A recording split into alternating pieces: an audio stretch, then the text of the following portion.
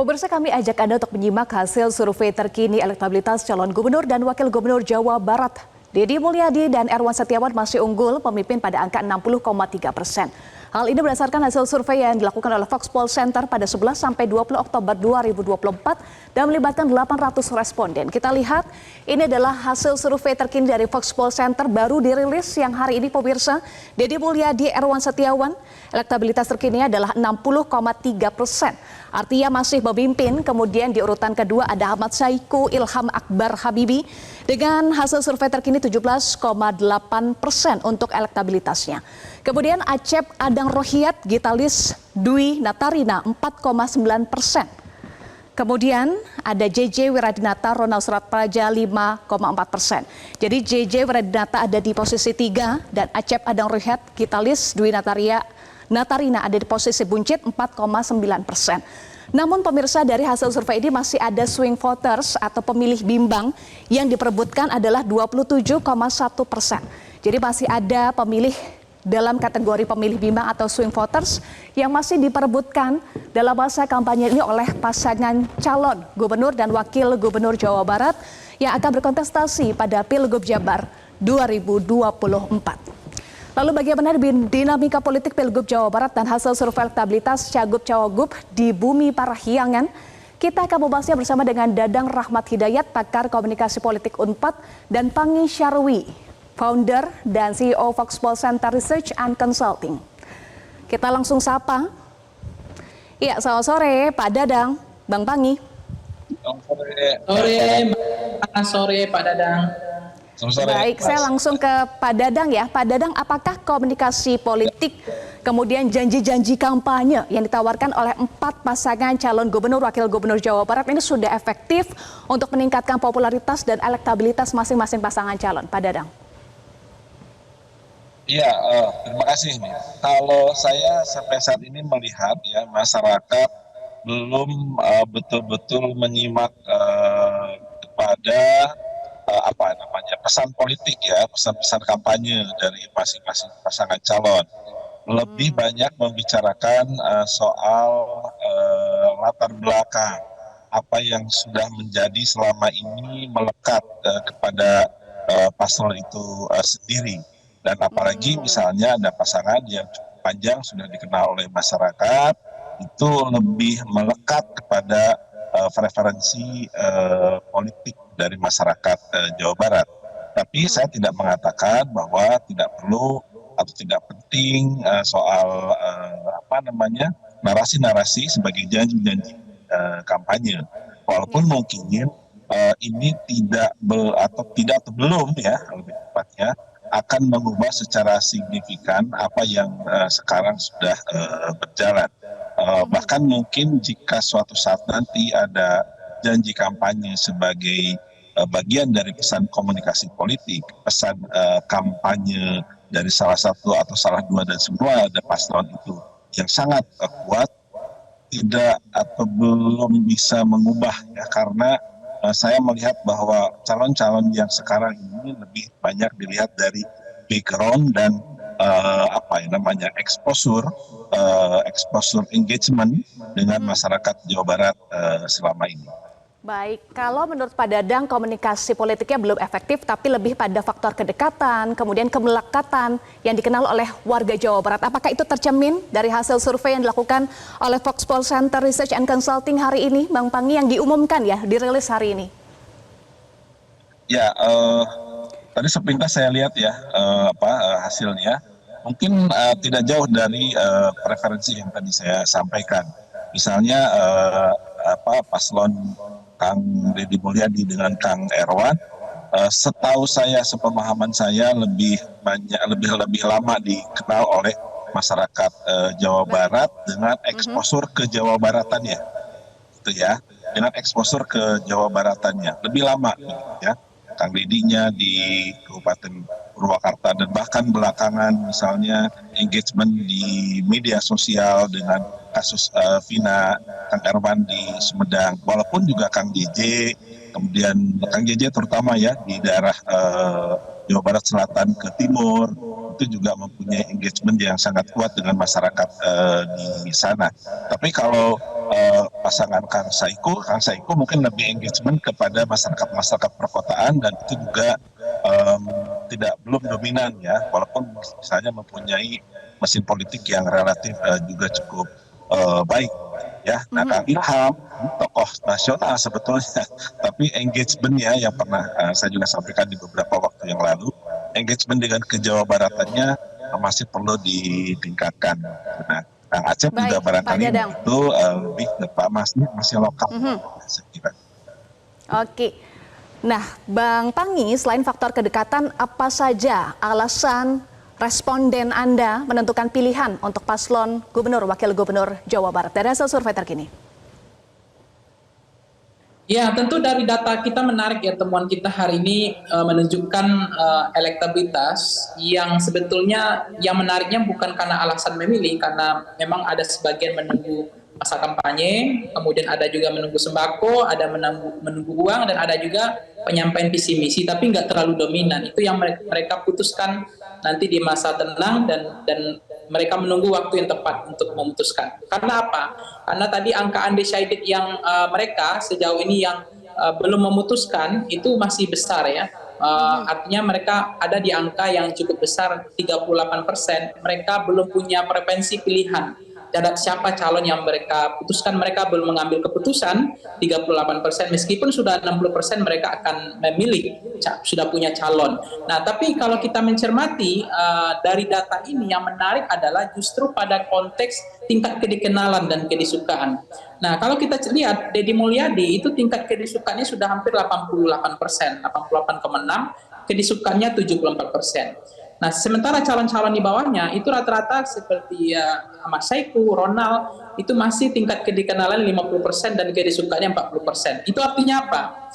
Potensi tren untuk terjadinya fluktuasi pergerakan elektoral itu sangat memungkinkan terjadi karena posisi tingkat kedikenalannya belum maksimal seperti Deddy Mulyadi. Itu catatan saya yang pertama. Yang kedua adalah kalau kita mencermati posisi sekarang 61 elektabilitas tertutup, 61 dengan 18, kemudian ada 7, ada 5. Nah, Saiku dengan Deddy Mulyadi itu dianggap menurut saya pertarungan yang masih belum selesai. Karena apa? Pilkada di Jawa Barat ini unik ya. Dulu saya masih ingat ketika Ahmad Heriawan akhir dengan Deddy Mizwar itu dianggap tidak akan bisa memenangkan pertarungan, bahkan di beberapa survei waktu itu agak sulit gitu dibanding Agung Gumelar. Tetapi faktanya di ujung mereka bisa leading, tidak hanya sekedar menyalip tapi memenangkan kontestasi pada waktu itu. Nah, kita juga lihat ketika Ahmad Saiku di 2018 kemarin, elektabilitas dimulai dari 3% elektabilitas awal. Kemudian sebelum minggu tenang pertama, elektabilitas Saiku sudah melewati angka baru 9%. Apa yang terjadi pada pemilihan hari hanya itu real count-nya KPU itu menunjukkan Ahmad Saiku 28,7%, hampir menyalip elektabilitas Ridwan Kamil. Nah, ini adalah fakta refleksi bentangan empiris bahwa terjadi di Jawa Barat. Apa yang menyebabkan faktor ini terjadi? Bisa karena mesin partai yang panas di akhir, bisa juga karena figur-figur, saya lihat dari sini pemilih PKS belum terkonsolidasi dengan baik, karena pemilih PKS dari data saya itu dari 18% itu tidak semuanya memilih Saiku, tapi dominannya terkonsolidasi belum maksimal. Tetapi kalau kemudian pemilih Anies nanti menjatuhkan pilihannya atau memutuskan pilihan politiknya, pendukung Anies di Jawa Barat cukup besar, itu juga akan merubah peta. Belum kemudian kampasinya, belum kemudian soal alat peraganya, belum kemudian nanti cuaca politik, maksudnya cuaca pada hari pemilihan, hujan atau tidak. Nah, menurut saya peristiwa-peristiwa ini juga akan memungkinkan masih ada pertarungan, masih ada kontestasi. Jadi ini belum selesai. Karena apa? Jawa Barat ini pemilihnya juga ada pemilih yang nanti konteks yang sampai sekarang saya lihat yang belum mantap pilih itu 27,1%. Ini juga akan bisa nanti kita lanjutkan lagi ya Bang Panggi. Masih ada swing voters, undecided voters, dan juga ada faktor-faktor lain termasuk apakah ada dugaan mesin yang belum panas atau panasnya justru di akhir. Nanti kita akan bahas lagi usai jeda. Pemirsa, tetaplah bersama kami di Berita Pilkada. Pemirsa, terima kasih Anda masih bersama kami di Berita Pilkada. Kita lanjutkan Bang Panggi. Tadi berapa Bang Panggi data undecided voters, swing voters, dan juga kemungkinan faktor-faktor yang bisa mempengaruhi perubahan, karena menurut Anda ini belum akhir, masih ada perubahan yang bisa terjadi. Ya, Mbak Eva, saya mencermati akan ada pertarungan, kita nggak tahu bagaimana intinya, tetapi dari data ini itu belum mantap pilih, masih bisa migrasi atau berubah, itu angkanya 27%. Jadi ini juga ceruk yang akan masih diperebutkan, saya pikir ya, akan masih menarik untuk kita cermati. Yang kedua adalah undecided 6,6%. Ini juga akan bisa menjadi dewa elektoral meskipun tidak terlalu besar dan dominan. Dari data kita yang menariknya adalah dari 27 kabupaten kota di Jawa Barat, itu sebetulnya Ahmad Saiku masih menang di kota Bekasi, kemudian ada di kota Cirebon, ada di kota Subang dan Purwakarta. Dan kemudian Deddy Mulyadi hampir memenangkan 23 kabupaten kota di Jawa Barat. Nah, kalau kita lihat perilaku pemilih partai pengusung dengan calon gubernurnya, itu PKS dengan baseline-nya 18%, 32% masih ke Deddy Mulyadi. Dan kemudian 60% baru ke Saiku. Ini artinya masih ada split antara pemilih PKS dengan Ahmad Saikunya. Nah, mungkin saya nggak tahu apakah karena kemarin ada persoalan tidak merapat ke koalisi pemerintah Pak Prabowo, atau juga belum ada ketegasan dari belum tersolidnya pemilih PKS. Nah, sementara pemilih non PKS itu juga belum solid, nampaknya seperti mungkin mereka menunggu preferensi dari Pak Anies Baswedan sehingga mereka juga akan ikut pilihan Pak Anies, karena pemilih Pak Anies segmen juga besar di Jawa Barat. Terakhir adalah soal pemilih rasional. Pemilih rasional di Jawa Barat itu sangat besar angkanya, jadi angkanya hampir 57,6%. Artinya ini sangat bisa mereka, walaupun pemilih psikologis 28%, memilih karena faktor ganteng, good looking, usia kandidat, dan penampilan fisik, dan seterusnya. Atau termasuk karakter pemilih bersih, jujur, dan religius. Nah, konteksnya adalah, apa yang ingin saya sampaikan, tren dari Ahmad Saiku sebenarnya, sang penantang termasuk yang lain, JJ dan yang lain, itu juga sangat memungkinkan masih ada waktu untuk bertarung. Ini belum selesai. Kenapa? Tren Ahmad Saiku kalau melihat sebelumnya 2018 itu dari 3 mulai start, habis itu 9 sebelum minggu tenang, kemudian hasil akhir 28. Nah, sekarang trennya Saiku sudah di angka 17%. Itu tren kenaikannya terus tumbuh.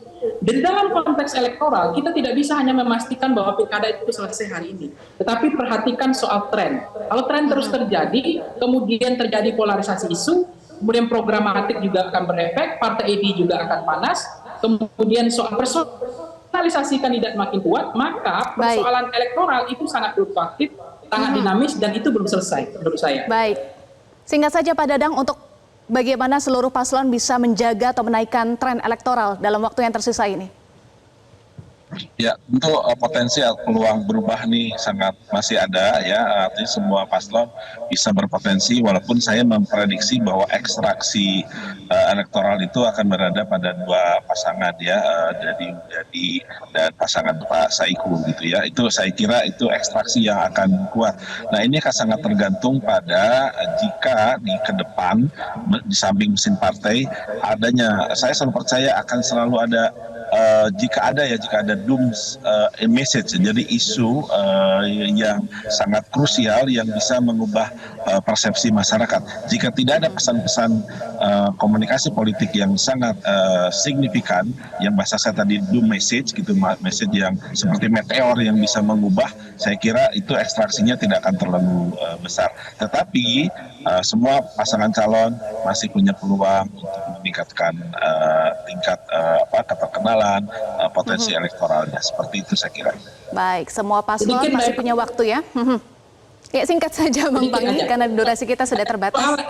Kenalan dan kedisukaan.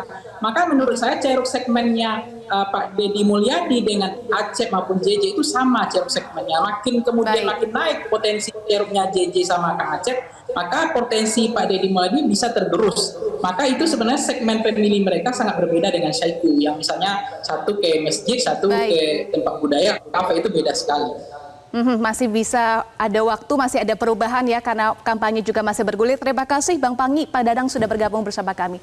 Jelajahi cara baru mendapatkan informasi. Download Metro TV Extend sekarang.